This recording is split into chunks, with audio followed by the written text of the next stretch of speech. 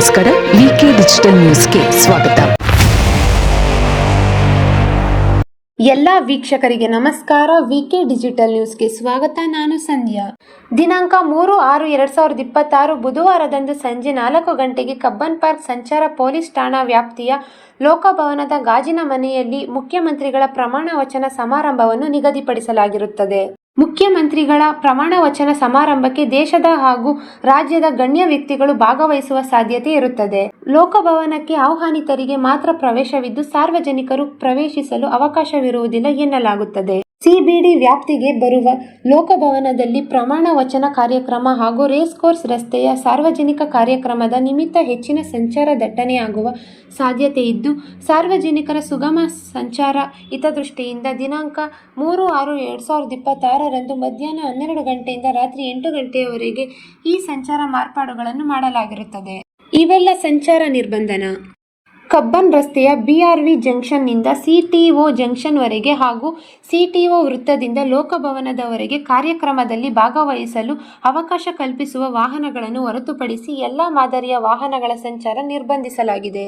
ಬಾಳೆಕುಂದ್ರಿ ಜಂಕ್ಷನ್ನಿಂದ ಅಂಬೇಡ್ಕರ್ ರಸ್ತೆ ಕಡೆಗೆ ಬರುವ ವಾಹನಗಳಲ್ಲಿ ಕಾರ್ಯಕ್ರಮದಲ್ಲಿ ಭಾಗವಹಿಸಲು ಅವಕಾಶ ಕಲ್ಪಿಸುವ ವಾಹನಗಳನ್ನು ಹೊರತುಪಡಿಸಿ ಎಲ್ಲ ಮಾದರಿಯ ವಾಹನಗಳ ಸಂಚಾರ ನಿರ್ಬಂಧಿಸಲಾಗಿದೆ. ಡಾಕ್ಟರ್ ಅಂಬೇಡ್ಕರ್ ರಸ್ತೆಯಲ್ಲಿ ಕೆಆರ್ ಸರ್ಕಲ್ ಕಡೆಯಿಂದ ಕಾಫಿ ಬೋರ್ಡ್ ಜಂಕ್ಷನ್ ಕಡೆಗೆ ಸಂಚರಿಸುವ ವಾಹನಗಳಲ್ಲಿ ಕಾರ್ಯಕ್ರಮದಲ್ಲಿ ಭಾಗವಹಿಸಲು ಅವಕಾಶ ಕಲ್ಪಿಸಿರುವ ವಾಹನಗಳನ್ನು ಹೊರತುಪಡಿಸಿ ಎಲ್ಲ ಮಾದರಿಯ ವಾಹನಗಳ ಸಂಚಾರ ನಿರ್ಬಂಧಿಸಲಾಗಿದೆ. ರೇಸ್ ಕೋರ್ಸ್ ರಸ್ತೆ ಟ್ರಿಲೈಟ್ ಜಂಕ್ಷನ್ನಿಂದ ಸುಬ್ಬಣ್ಣ ಜಂಕ್ಷನ್ವರೆಗೆ ಹಾಗೂ ವೈಲ್ಡ್ ಜೆಡಿಎಸ್ ಕ್ರಾಸ್ನಿಂದ ಸುಬ್ಬಣ್ಣ ಜಂಕ್ಷನ್ವರೆಗೆ ಸಂಚರಿಸುವ ವಾಹನಗಳಲ್ಲಿ ಕಾರ್ಯಕ್ರಮದಲ್ಲಿ ಭಾಗವಹಿಸಲು ಅವಕಾಶ ಕಲ್ಪಿಸುವ ವಾಹನಗಳನ್ನು ಹೊರತುಪಡಿಸಿ ಎಲ್ಲ ಮಾದರಿಯ ವಾಹನಗಳ ಸಂಚಾರ ನಿರ್ಬಂಧಿಸಲಾಗಿರುತ್ತದೆ. ಕ್ವೀನ್ಸ್ ಜಂಕ್ಷನ್ ಕಡೆಯಿಂದ ಸಿಟಿಒ ಕಡೆಗೆ ಸಂಚರಿಸುವ ವಾಹನಗಳಲ್ಲಿ ಕಾರ್ಯಕ್ರಮದಲ್ಲಿ ಭಾಗವಹಿಸಲು ಅವಕಾಶ ಕಲ್ಪಿಸುವ ವಾಹನಗಳನ್ನು ಹೊರತುಪಡಿಸಿ ಎಲ್ಲ ಮಾದರಿಯ ವಾಹನಗಳ ಸಂಚಾರ ನಿರ್ಬಂಧ ಹೇರಲಾಗಿದೆ.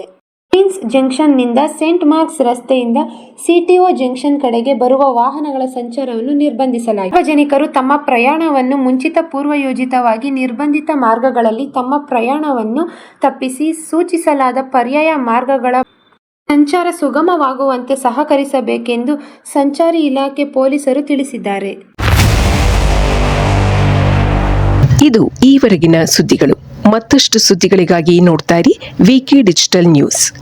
ವೀಕ್ಷಕರೇ, ವಿಕೆ ಡಿಜಿಟಲ್ ನ್ಯೂಸ್ ಯೂಟ್ಯೂಬ್ ಚಾನಲ್ ಅನ್ನು ಲೈಕ್ ಮಾಡಿ, ಸಬ್ಸ್ಕ್ರೈಬ್ ಮಾಡಿ ಮತ್ತು ಹೆಚ್ಚಿನ ಜನರಿಗೆ ಶೇರ್ ಮಾಡಿ.